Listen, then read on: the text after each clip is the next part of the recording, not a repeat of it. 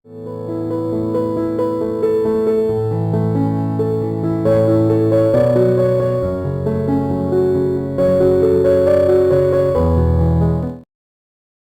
محترم، حضرت فاطمہ سلام اللہ علیہا بی بی فرماتی ہیں مجھے 3 چیزیں اس دنیا میں اچھی لگتی ہیں۔ پہلی، مجھے اپنے بابا رسول خدا کے چہرے کو دیکھنا اچھا لگتا ہے، چہرے کو دیکھنا اچھا لگتا ہے۔ دوسری چیز بی بی فرماتی ہیں مجھے قرآن کی تلاوت اس دنیا میں اچھی لگتی ہے۔ اب بی بی کے ماننے والے ہیں، ہمیں بھی اچھی لگنی چاہیے۔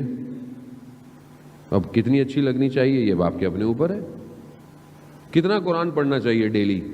کتنا پڑھنا چاہیے؟ آپ کے ذہن میں کتنا پڑھنا چاہیے قرآن؟ کتنا؟ کلام الہی ہے۔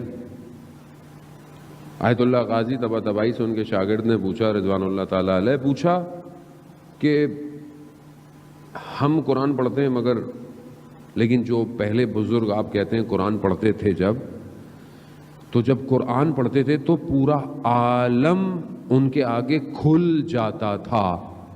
ان کا عالم یعنی پورا قرآن ان کے آگے، پوری دنیا کو، وہ کائنات کو دیکھ رہے ہوتے تھے۔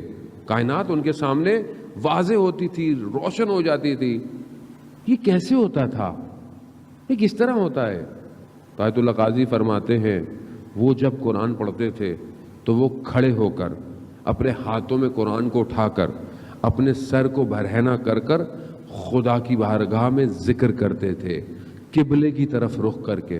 کہا تم بستر میں بیٹھے ہوئے، کسی طور بیٹھے ہوئے تم قرآن کو تلاوت کر رہے ہو، کہاں تمہیں قرآن کھلے گا تمہارے اوپر؟ تو کیا واقعاً قرآن اس طرح ہے ہماری زندگی میں؟ قرآن ہماری زندگی میں ایسے ہے؟ کتنی قرآن کی آیتیں میں روز پڑھتا ہوں، مسلمان ہوں، رسول پر ایمان رکھتا ہوں، آخرت پہ ایمان رکھتا ہوں، یہ سب کہاں لکھا ہے؟ قرآن میں۔ تو قرآن ہے کتنا میری؟ وہ سب نماز پڑھتے ہیں، قرآن کی صورتیں تو ہیں اس کے اندر، وہ تو نماز ہے بھائی۔ قرآن کتنا ہے زندگی میں؟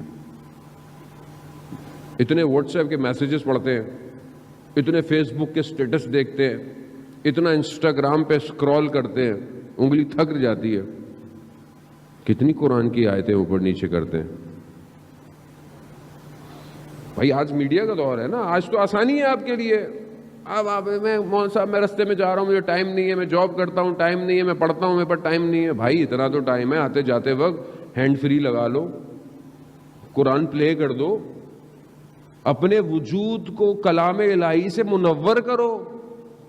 آنے والا وارث قرآن ہے، جب نور دیکھے گا تو ہی تو بلائے گا بھائی، نور دیکھے گا تو بلائے گا نا بھائی، نور ہے۔ نہیں مولانا صاحب یہ لوگ پڑھتے رہتے ہیں، لوگ حافظ بھی ہیں مگر کوئی فائدہ نہیں ہے۔ کیوں فائدہ نہیں ہے؟ کیونکہ ولایت نہیں ہے۔ اچھا ولایت نہیں ہے تو اگر ولایت ہے تو قرآن عمل، ولایت کہاں آئے گی؟ عمل کے ساتھ۔ بھائی کیا کہا جاتا ہے؟ چھٹے امام سے روایت ہے، امام جعفر صادق علیہ السلام، وہ امام نے کہا کہ نماز، روزہ، حج، زکوٰۃ کوئی بھی چیز قبول نہیں ہے اگر ہماری ولایت نہیں ہے۔ قبول نہیں اگر ہماری ولایت نہیں ہے۔ اس کا مطلب ہے کہ عمل کا ہونا ضروری ہے، عمل ہو اور ولایت کے ساتھ ہو۔ اب یہ تھوڑی ہے کہ عمل نہیں ہے تو بس تم نکل جائیں گے۔ کہاں نکلو گے؟ کہاں جائیں گے؟ خدا کے لیے اللہ کی کتاب، اللہ کے قریب معززان محترم، ائمہ آئے اس لیے تھے خدا کے قریب کریں، اپنے قریب کے لیے نہیں آئے تھے۔